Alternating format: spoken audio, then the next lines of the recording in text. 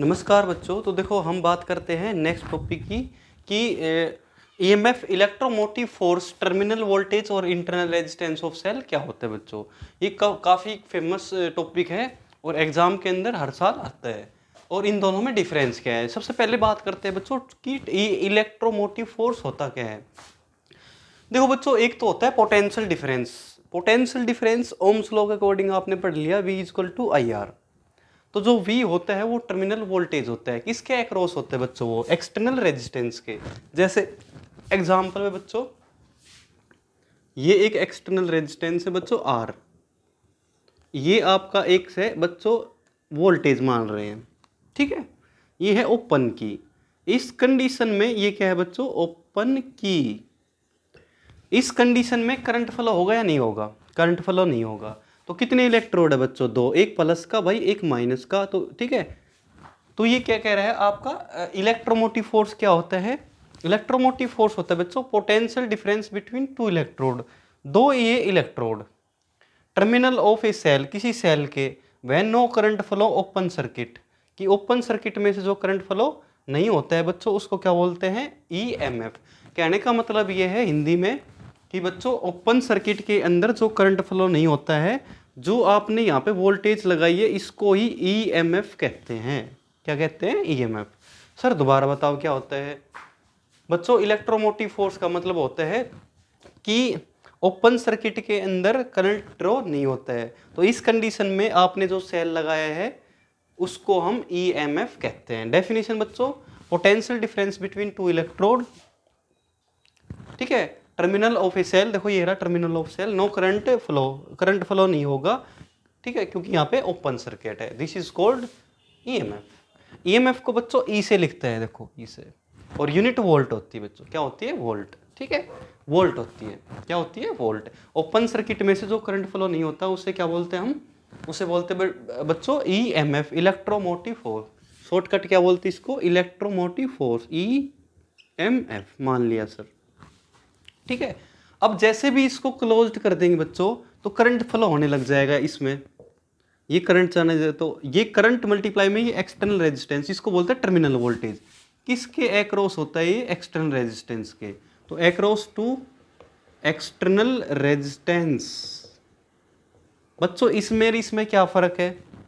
Sir हमें पता है जो टर्मिनल वोल्टेज होती है वो एक्सटर्नल रेजिस्टेंस की होती है बच्चों। यहाँ पे V equal to I R, तो इसको कहते हैं हम टर्मिनल वोल्टेज।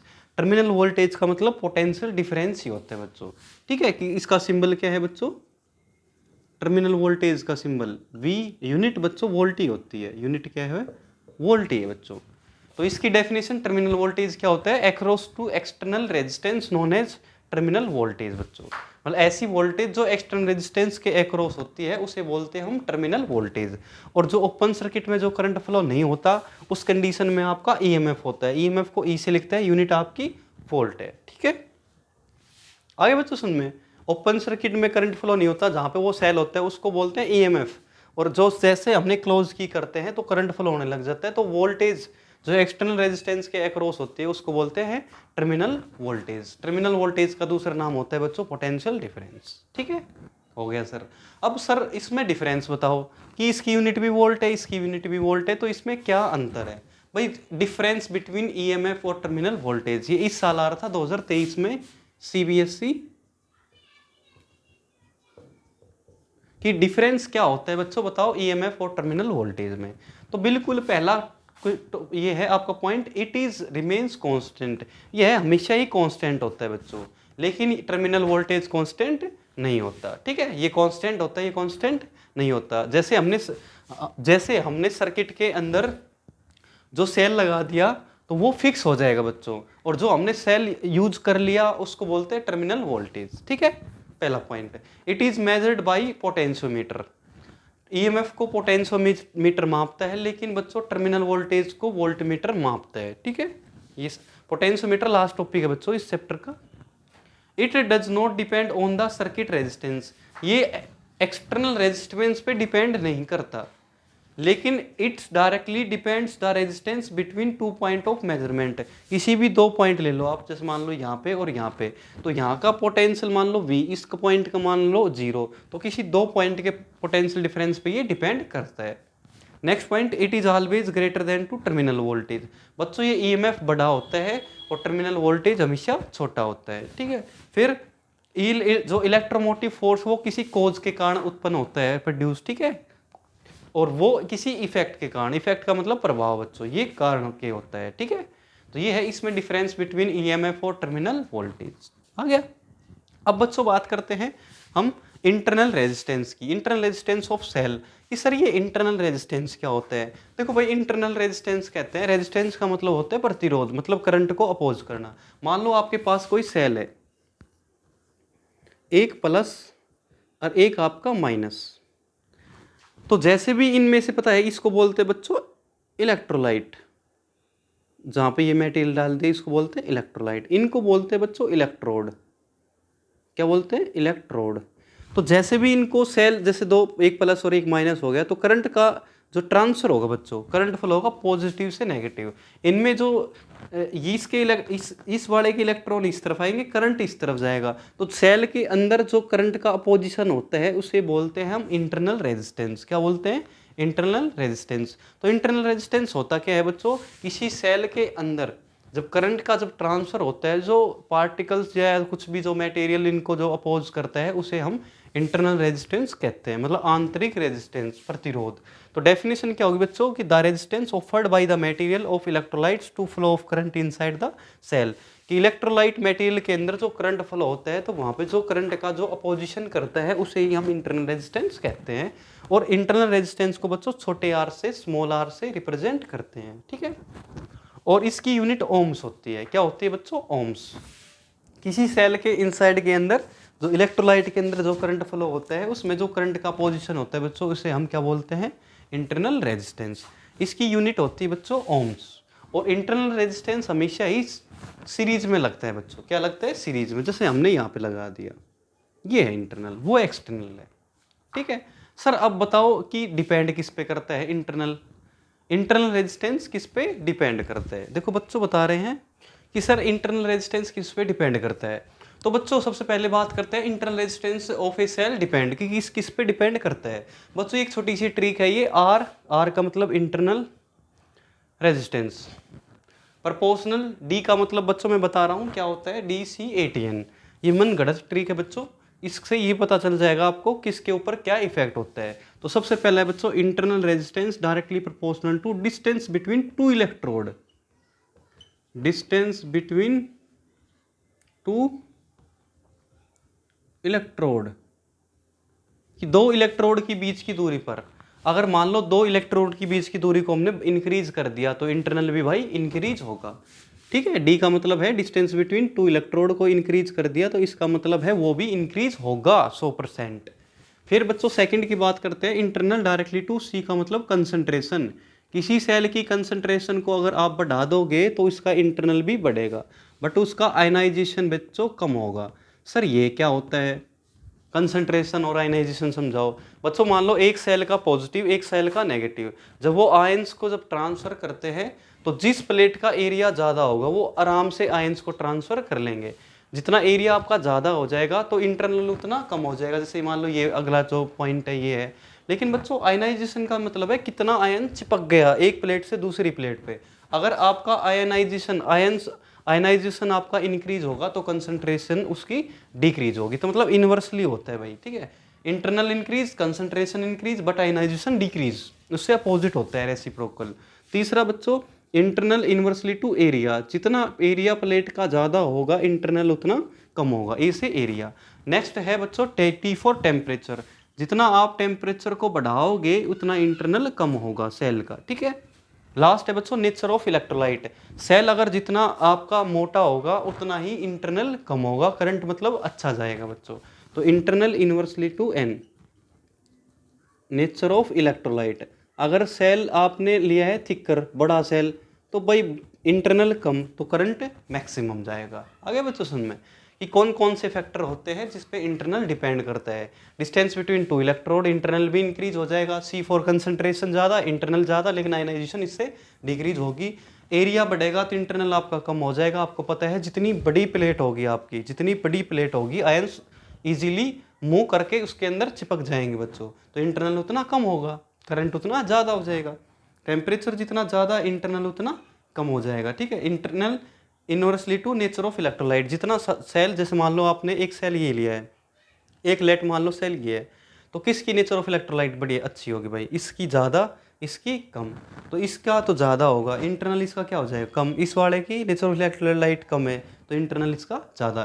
करंट इसमें अच्छा जाएगा, इसका कम, क्योंकि टर्मिनल वोल्ट मतलब जो वोल्टेज है ना इसकी अच्छी है, सेल से ही ईएमएफ बनता है, आपको पता है। ठीक है, और ये कम, ये डिपेंड है। अब सर इसका डेरिवेशन करके दिखाओ कैसे। बच्चों डेरिवेशन के लिए क्या करो, आप एक एक्सटर्नल रेजिस्टेंस लो। ये आपका ईएमएफ जो ओपन सर्किट में करंट को फॉलो नहीं करता है, जैसे भी हमने की लगा दी तो करंट फॉलो होने लगा। V equal to I R, terminal voltage. और internal always connected in series. Internal resistance होता है आपका, ये सीरीज में लगता है हमेशा ही। तो बच्चों यहाँ से टोटल करंट निकाल कर दिखाओ। करंट का फॉर्मूला बच्चों टोटल ईएमएफ अपॉन में total resistance, external plus internal. ये तो एक्सटर्नल, ये इंटरनल। अब दोनों को क्रॉस मल्टीप्लाई करो बच्चों, अंदर मल्टीप्लाई करो। ये बच्चों ओम्स लॉ हो गया आपका, V equal to I R, terminal voltage. अब बच्चों हमें R निकालना है, ये प्लस का इस तरफ आगे minus, E minus V is equal to I R, तो E V upon I is equal to R। ये है बच्चों इंटरनल का ड्राइव। बच्चों यहाँ पे कई बार I भी नहीं आता, यहाँ पे एक्सटर्नल आता है, तो एक्सटर्नल की जगह पे ओम्स लॉ अप्लाई करो भाई। V equal to I R, I equal to V upon R. अगर एक्सटर्नल रेजिस्टेंस हो तो ये फॉर्मूला अप्लाई करना आप, इंटरनल हो तो आप जो सिंपल करंट हो तो ये, अगर एक्सटर्नल हो तो इसकी जगह पे ओम्स लॉ पुट कर दिया। मतलब इस बात से ये पता चला E electromotive force greater than to terminal voltage, जो मैंने पहले बता दिया था आपको। ठीक है, ये ड्राइव है। ये जो बच्चों इक्वेशन होती है, जो करंट ईएमएफ के बाहर की तरफ जाता है, इसको बोलते हैं डिस्चार्जिंग प्रोसेस। जैसे मान लो ये है, ये आई है, इसको ऐसे भी तो लिख सकते हैं हम, V equal to E minus I R. भाई ये इसको इस तरफ भेज दिया, इसको इस तरफ। ठीक है, जो आपका ये है ये तो सेम है, ये प्लस का इस तरफ आके माइनस का हो गया, तो डिस्चार्जिंग है ये, कोई सेल डिस्चार्ज हो रहा है। ठीक है, अगर आपकी एरो पॉजिटिव, ये ईएमएफ से एरो बाहर की तरफ है तो डिस्चार्जिंग, अंदर की तरफ है तो ये चार्जिंग होगा आपका। ठीक है, ये है आपकी इसकी थ्योरी बच्चों। ठीक है, अब कराते हैं बच्चों इसके ग्राफ। अब बच्चों बात करते हैं इनके नोट्स की, कि इंपॉर्टेंट नोट्स सर क्या याद रखें। पहला पॉइंट है बच्चों, terminal voltage equal to EMF. Terminal voltage EMF के बराबर कब होती है? जब सर्किट बच्चों ओपन रहता है तो वहां पे करंट फ्लो नहीं होता, तो इसका मतलब EMF equal to terminal voltage के होता है। ठीक है, अगर बच्चों आपका सेल ऐसा है, ये प्लस और ये आपका माइनस और ये इंटरनल, ये ईएमएफ, करंट अगर बाहर की तरफ जाता है बच्चों तो बोलते हैं discharging by cell. Cell charge हो रहा है बच्चों, सॉरी डिस्चार्ज हो रहा है, discharging by cell, by the cell बच्चों, सेल डिस्चार्ज हो रहा है। तो V is equal to E minus I R. बच्चों बताओ कौन सा बड़ा है? सर ग्रेटर तो हमें पता दिखाई दे रहा है, क्या? Electromotive force greater than to V, क्योंकि वहां पे इलेक्ट्रोमोटिव फोर्स ग्रेटर होता है टर्मिनल वोल्टेज से। ऐसा क्यों? क्योंकि हर एक सेल के अंदर बच्चों फाइनाइट इंटरनल रेजिस्टेंस होता है। काफी टाइम ये पूछ लेते हैं कि आपकी डिस्चार्जिंग बाय प्रोसेस है, इलेक्ट्रोमोटिव फोर्स टर्मिनल वोल्टेज से ज्यादा होता है भाई। ठीक है, तो वो क्यों होता है? क्योंकि हर एक सेल के अंदर बच्चों, जो हर एक सेल है, कितने सेल होते हैं उसके अंदर फाइनाइट रेजिस्टेंस होता है, मतलब फिक्स रेजिस्टेंस होता है इंटरनल। ठीक है, ये इसका प्रॉपर आंसर है। थर्ड बच्चों, अगर आपका ये अंदर की तरफ फ्लो होता है, ये करंट अंदर की, तो बोलते हैं इसको बच्चों, ये डिस्चार्जिंग, ये चार्जिंग बच्चों, charging by the cell, charging by the cell. कि सेल जो आपका सेल है वो चार्ज हो रहा है अंदर की तरफ, जैसे मोबाइल फोन को चार्ज लगाते हैं वहां पे टर्मिनल वोल्टेज बड़ा हो जाता है बच्चों। देखो इसको इधर लेकर आऊंगा तो V ग्रेटर टू E से, ठीक है, इसमें ई ग्रेटर, इसमें वी ग्रेटर। अब बच्चों बात करते हैं इनकी ग्राफ की कि सर इनका ग्राफ का इसका क्या है, ग्राफ बताओ। कि सबसे पहला ग्राफ तो बच्चों यही है आपका इलेक्ट्रोमोटिव फोर्स का और रेजिस्टेंस का, एक्सटर्नल का। हमें पता है एक्सटर्नल रेजिस्टेंस ईएमएफ पे इंडिपेंडेंट करता है, तो बच्चों ग्राफ है ऐसा स्ट्रेट। अब बच्चों ये इक्वेशन है डिस्चार्जिंग बाई प्रोसेस इंटरनल, तो V का और V versus potential difference versus current का ग्राफ बनाना है बच्चों। ये काफ़ी फेमस है। V is equal to E minus I R. Plot करो बच्चों, यहाँ पे V, यहाँ पे I और स्लोप पे क्या आ जाएगा माइनस का R। सर बताओ कैसे आ गया एकदम। बच्चों हमें पता है मैथ में एक स्ट्रेट लाइन इक्वेशन होती है, y is equal to M X plus C. Plus तो नहीं, माइनस आएगा यहाँ पे, लेकिन प्लस ही होता है बच्चों। y की तरफ क्या है v, x की तरफ है i, m स्लोप पे है बच्चों माइनस का r, और c क्या है इसमें EMF, c क्या है इसमें इलेक्ट्रोमोटिव फोर्स। ड्रॉ कर ही नहीं रखी तो यहाँ पे ये है, मतलब ये काफ़ी फेमस ग्राफ होता है। एक ग्राफ और है बच्चों, इधर बता देते हैं, ठीक है। थर्ड आपका बच्चों पता है डिस्चार्जिंग प्रोसेस ये होती है, यहाँ पे ओम्स लॉ पुट करो बच्चों, सॉरी ये खटो, V अपॉन में R, I is equal to V, इसको इस तरफ ले आओ, V R को इस तरफ, तो V common 1 plus R upon में R इज इक्वल टू बच्चों E। अब मल्टीप्लाई में तो ये इस तरफ आगे डिवाइड, तो V is equal to E 1 R upon R, ठीक है। और टर्मिनल वोल्टेज क्या हो जाएगा बच्चों, terminal voltage equal to EMF electromotive force 1 plus R internal, और अपॉन में क्या है ये कैपिटल R। कैपिटल R क्या है बच्चों आपका, कैपिटल R है आपका एक्सटर्नल रेजिस्टेंस, जो सर्किट के बाहर की तरफ अप्लाई होता है बच्चों, जो लगता है, ठीक है। तो सर इसका ग्राफ बताओ, कैसे ग्राफ इसका यहाँ पे बनेगा। तो देखो भाई सबसे पहले हम क्या करते हैं, इधर आप एक काम करो बच्चों, देखो रफ कर लेते हैं बच्चों, इधर ही कर लेते हैं।